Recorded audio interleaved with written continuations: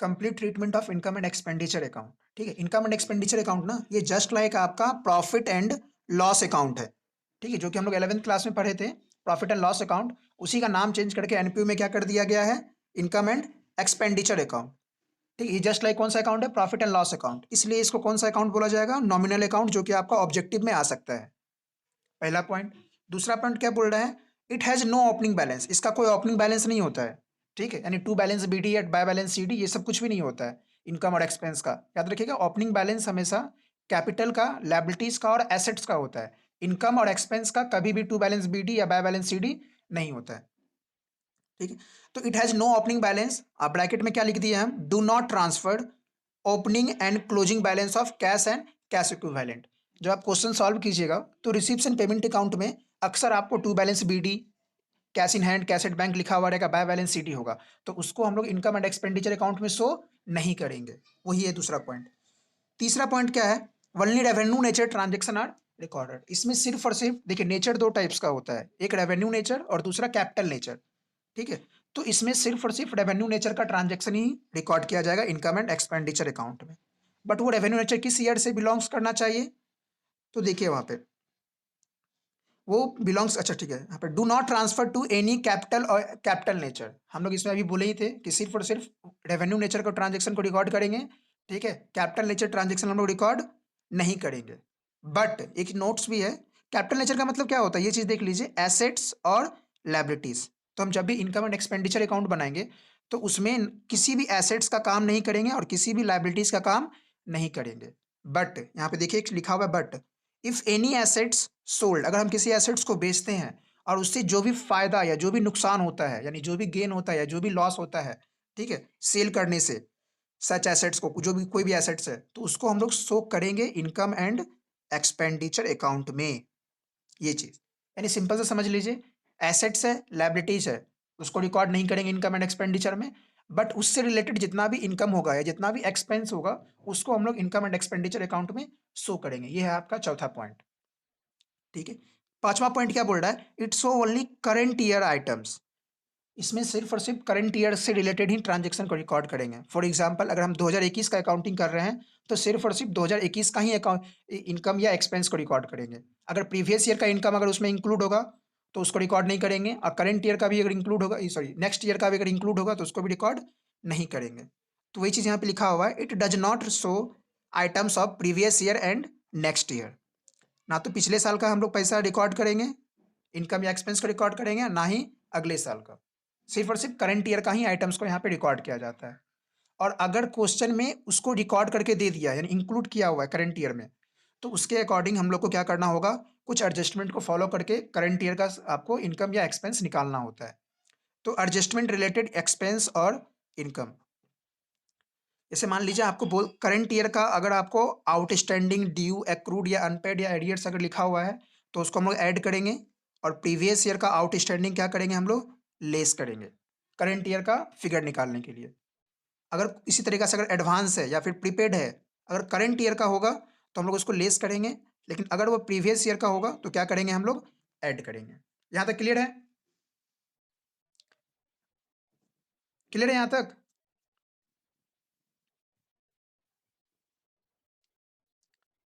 ठीक है, अब देखिए नेक्स्ट पॉइंट, 6 नंबर पॉइंट क्या है। देखिए, जब हम लोग इनकम एंड एक्सपेंडिचर अकाउंट जब सॉल्व करने की, जब उसका सॉल्यूशन करेंगे तो कुछ हिडन एडजस्टमेंट भी होता है जिसका हम लोग को काम करना होता है इनकम एंड एक्सपेंडिचर अकाउंट में। हिडन एडजस्टमेंट जो कि आपको रिसिप्ट्स एंड पेमेंट अकाउंट में दिया होगा, ठीक है, सम एडिशनल इन्फॉर्मेशन के अकॉर्डिंग। पहला क्या, पहला हिडन एडजस्टमेंट होगा रेंट, अब ब्रैकेट में लिख देगा 11 मंथ्स, यानी 11 मंथ्स का आपका है रेंट, आपको पे किए हैं आप, तो 1 महीना का जो पे नहीं किए हैं उसको हम लोग आउटस्टैंडिंग एक्सपेंस रिप्रेजेंट करेंगे। दूसरा पॉइंट परसेंटेज में होगा, ठीक है, लोन फ्रॉम बैंक, अब बैंक से हम लोन लिए हुए हैं 20,000 का, और कब लिए हैं ये लोन दिया होगा, तो ये भी एक हिडन एडजस्टमेंट का पार्ट माना जाता है। दूसरा, हम लीज होल्ड लैंड लिए हुए हैं, ठीक है, और वो लिए हुए हैं 10 साल का, ठीक है, जिसके लिए 10 साल का हमें पेमेंट किए हैं 1 लाख रुपया, तो यहाँ पे भी हमें क्या करना होता है, ये भी आपका हिडन एडजस्टमेंट का पार्ट है। इसका अकाउंटिंग किस तरह से होगा, हम क्वेश्चन टू क्वेश्चन सॉल्व करेंगे, वहाँ वहाँ पे समझ लेंगे इस चीज़ को। फिर चौथा पॉइंट क्या है, sale of proceeds of furniture, जिस तरह से बुक वैल्यू दिया हुआ है 7,000 और इसको बेचे कितना में, 8,000 में, तो अभी हम बताए थे कि फर्नीचर का काम तो हम लोग इनकम एंड एक्सपेंडिचर अकाउंट में नहीं करेंगे, बट उससे जो भी फायदा या जो भी नुकसान होगा उसको रिकॉर्ड करेंगे। तो बुक वैल्यू 7,000 का है और हम उसको बेचे हैं 8,000 में, तो क्या हो गया, 1,000 का फायदा हो गया, तो उसको हम लोग इनकम एंड एक्सपेंडिचर अकाउंट में रिकॉर्ड करेंगे। इसलिए ये भी क्या होता है, एक हिडन एडजस्टमेंट का पार्ट माना जाता है। फिर हम लोग क्या करते हैं, लास्टली टोटल करते हैं और इनकम एंड एक्सपेंडिचर का जो भी बैलेंसिंग फिगर आता है, जो भी बैलेंस आता है, उसको हम लोग सरप्लस या फिर डेफिसिट से शो करते हैं। इतना बात अगर आपको क्लियर हो गया है, ठीक है, अगर इतना सारा, ये था सारा पॉइंट का मतलब, अगर इतना बात अगर क्लियर हो गया है, तो क्या हम इन सभी बातों को एक फॉर्मेट में समझाएं कि इनकम एंड एक्सपेंडिचर फॉर्मेट में कैसा दिखता है, बताइए जरा। अगर आपको ये सारा टोटल आपका 7 पॉइंट अगर समझ में आ गया है, तो इन सभी पॉइंट को हम एक फॉर्मेट में समझाएं कि हमारा फॉर्मेट में इनकम एंड एक्सपेंडिचर अकाउंट कैसा दिखता है, बताइए जरा।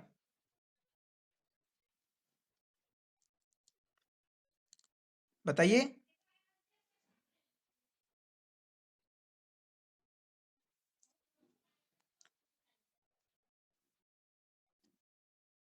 बोलिए।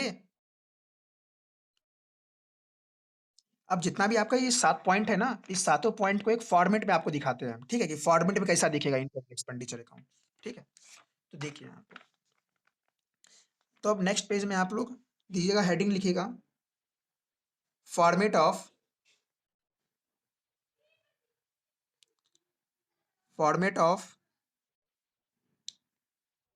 Income and expenditure account, income and expenditure account, जिसके हम लोग इस साइड क्या लिखते हैं, हम लोग एक्सपेंडिचर, क्योंकि ये नॉमिनल अकाउंट है और नॉमिनल अकाउंट का रूल होता है debit all expenses and losses. तो डेबिट साइड हम लोग एक्सपेंडिचर लिखेंगे, फिर यहाँ पे अमाउंट, फिर यहाँ पे आपका लिखा जाएगा इनकम, क्योंकि credit all income and gains, फिर यहाँ पे अमाउंट और फिर ब्रैकेट में सॉरी क्रेडिट। ये आपका फॉर्मेट है। अब इसको देखिए, हम एक एक करके बात को आप समझाते हैं। देखिए हमारा पहला पॉइंट क्या बोलता है इनकम एंड एक्सपेंडिचर अकाउंट का, ठीक है, पहले हम समझा देते हैं, पहले लिख लेंगे फिर आप कॉपी कर लीजिएगा। पहला पॉइंट क्या बोला, it is like a profit and loss account, इसलिए ये क्या हो जाएगा, आपका नॉमिनल अकाउंट हो जाएगा। तो कहने का मतलब इनकम एंड एक्सपेंडिचर जो है, ये जस्ट लाइक आपका कौन सा अकाउंट है, just like profit and loss account, ठीक है। इसलिए अगर प्रॉफिट एंड लॉस है, तो इसलिए इसको नॉमिनल अकाउंट बोला जाएगा। ये ऑब्जेक्टिव में आ सकता है आपको, ठीक है, पहला पॉइंट। दूसरा पॉइंट क्या बोल रहा है, it has no opening balance, यानी ना तो इसका बीडी होगा ना तो सीडी होगा। तो यहाँ पे ना तो हम लोग टू बैलेंस बीडी लिखेंगे, ना तो बाय बैलेंस यहाँ पे सीडी लिखा जाएगा। अगर क्वेश्चन में दिया हुआ है तो उसको इग्नोर करना है, ठीक है। दूसरा पॉइंट ये था आपका। तीसरा point, only revenue nature transaction are recorded, यानी कहने का मतलब है यहाँ पे सिर्फ और सिर्फ किस नेचर को रिकॉर्ड करेंगे, सिर्फ और सिर्फ रेवेन्यू नेचर का। तो डेबिट साइड हम लोग लिख लेते हैं टू रेवेन्यू पेमेंट्स, ठीक है, और क्रेडिट साइड भी क्या होगा, बाय रेवेन्यू रिसिप्ट्स,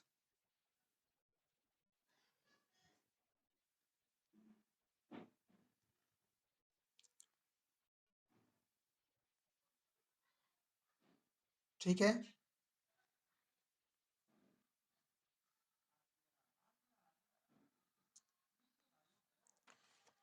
फिर आपका तीसरा पॉइंट हो गया। चौथा पॉइंट क्या बोल रहा है, do not transfer any capital nature, हम लोग कैपिटल नेचर को यहाँ पे ट्रांसफर नहीं करेंगे। तो ये पॉइंट का मतलब हुआ कि यहाँ पे फिर हम लोग कैपिटल नेचर को रिकॉर्ड नहीं करेंगे। कैपिटल नेचर का मतलब इनकम एंड एक्सपेंडिचर में ना तो हम किसी एसेट्स को शो करेंगे, ना तो किसी लायबिलिटीज को शो करेंगे, हाँ, बट अगर उससे रिलेटेड जितना भी एक्सपेंस है, जितना भी इनकम होगा, उसको यहाँ पे रिकॉर्ड जरूर करेंगे। तो जब क्वेश्चन में आएगा तब ऑटोमेटिक हम लोग समझ जाएंगे। फिर 4 नंबर पॉइंट क्या हो गया। फिर 5 नंबर क्या बोल रहा है, it's show only current year item, इसमें सिर्फ और सिर्फ क्या करेंगे, हम लोग करंट ईयर का ही आइटम शो करेंगे। तो रेवेन्यू पेमेंट के नीचे में ब्रैकेट में लिख लीजिएगा आप लोग, ओनली करंट ईयर आइटम्स, ठीक है, और इस साइड भी लिख लीजिएगा हम लोग आपको ओनली करंट ईयर्स आइटम्स। ठीक है, यानी जो भी रेवेन्यू नेचर होगा, ठीक है, रेवेन्यू जितना भी होगा, बट लेकिन उसका हम लोग को सिर्फ और सिर्फ करंट ईयर का ही काम करना है इनकम एंड एक्सपेंडिचर में। और जितना भी रेवेन्यू रिसिप्ट्स होगा, ठीक है, उसका भी सिर्फ और सिर्फ करंट ईयर का ही काम करेंगे हम लोग। ये था 5वां पॉइंट। और अगर इसमें कुछ भी अगर इंक्लूड होगा तो यहाँ पे क्या करना है आपको, फॉर्मूला अप्लाई करना है। करंट ईयर का आउटस्टैंडिंग ऐड करेंगे, प्रीवियस ईयर का आउटस्टैंडिंग लेस करेंगे, करंट ईयर का एडवांस लेस करेंगे, और प्रीवियस ईयर का एडवांस या प्रीपेड जो भी होगा उसको क्या करेंगे हम लोग, ऐड करेंगे। ठीक है, फिर 6 नंबर पॉइंट क्या बोला कि हिडन एडजस्टमेंट। कुछ हिडन एडजस्टमेंट होता है जिसका भी काम क्या करना होता है हमको, इनकम एंड एक्सपेंडिचर अकाउंट में करना होता है।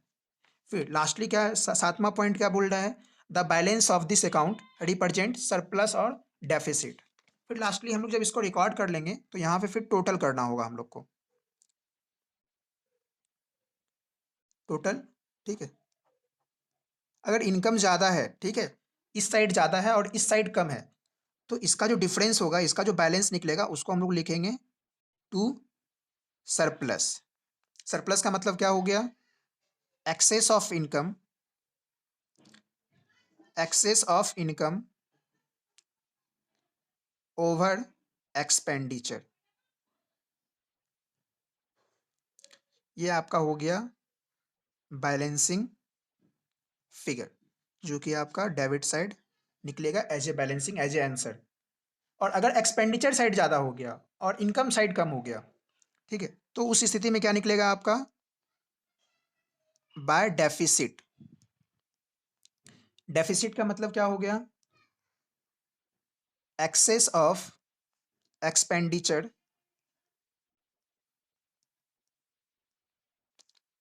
Access of expenditure over income.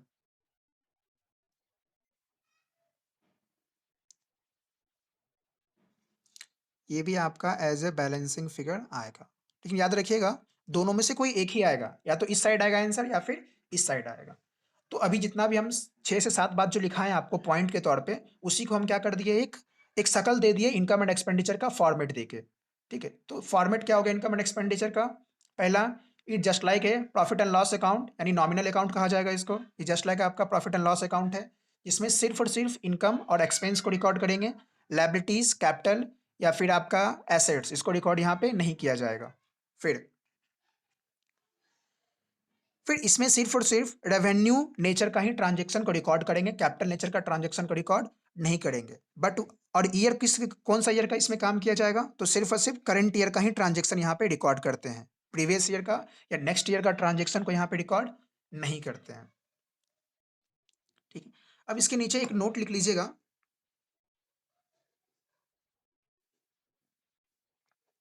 ये नोट है आपके इसके इस वाले पॉइंट से रिलेटेड, ये वाला 4 नंबर पॉइंट से रिलेटेड, या 4 नंबर पॉइंट बोल सकते हैं, या फिर ये हिडन एडजस्टमेंट का जो 4th पॉइंट है इससे रिलेटेड है आपका। तो लिखिएगा,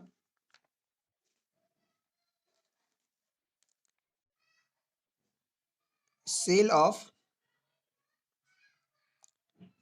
फिक्स्ड एसेट्स। जब हम लोग सेल करेंगे फिक्स एसेट्स को, अगर ऐसा इंफॉर्मेशन अगर आपको रिसिप्शन पेमेंट अकाउंट में मेंशन है, तो 2 केस इससे बनेगा। कितना केस बनेगा इससे, 2 केस। केस 1 में क्या होगा, बुक वैल्यू इज गिवन, ठीक है, और दूसरा केस क्या होगा, book value is not given. पहला केस हो जाएगा book value is given, second question is, second आपका होगा case book value is not given. अभी थोड़ा थोड़ा नहीं समझ में आ रहा होगा, लेकिन जब हम लोग प्रैक्टिकल क्वेश्चन जब सॉल्व करेंगे तो वहां पे ऑटोमेटिक ये सब सारा चीज समझ में आ जाएगा। तो देखिए, जब आपको बुक वैल्यू इज गिवन होगा तब ट्रीटमेंट क्या होगा। ठीक है, जब आपको बुक वैल्यू गिवन होगा तो जाहिर सी बात है आपको इस स्थिति में आपको 2 केस बनेगा, या तो आपको गेन होगा, यानी आपको प्रॉफिट, या फिर आपको होगा लॉस। ठीक है, अगर गेन होता है तो उस स्थिति में ये किस साइड लिखा जाएगा, जरा बताइए। तो हम लोग लिखेंगे income side, income side of income and expenditure account. और अगर आपको लॉस होता है तो किस साइड लिखा जाएगा आपको? Expenditure side of income and expenditure account. ठीक है, जब बुक वैल्यू गिवन होगा तो हमको कंपेयर करना पड़ता है, कंपेयर करके हमको ये चीज़ चेक करना पड़ेगा कि गेन हुआ है या फिर लॉस हुआ है। अगर आपको गेन होता है तो हम लोग इनकम साइड रिकॉर्ड करेंगे, इनकम एंड एक्सपेंडिचर का, और अगर आपको लॉस होता है तो एक्सपेंडिचर साइड रिकॉर्ड करेंगे, इनकम एंड एक्सपेंडिचर का। वहीं पे अगर बुक वैल्यू अगर गिवन नहीं होगा, सिर्फ एसेट्स का वैल्यू दे दिया गया है, अब बुक वैल्यू गिवन नहीं होगा, तो उस स्थिति में हम लोग क्या करेंगे?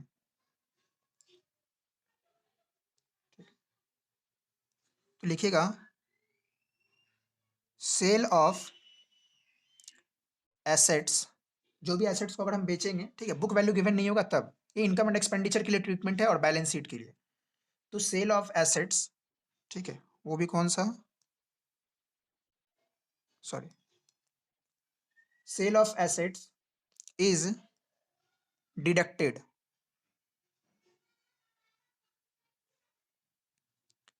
इन the balance sheet, in the balance sheet from the related assets.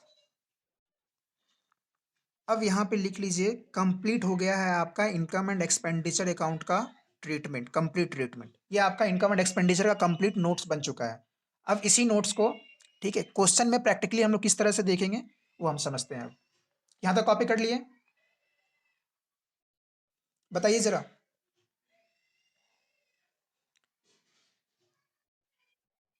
ठीक है, तो एक बार देख लीजिए, यहाँ से हम लोग का, ठीक है, हमारे वहाँ पे, ठीक।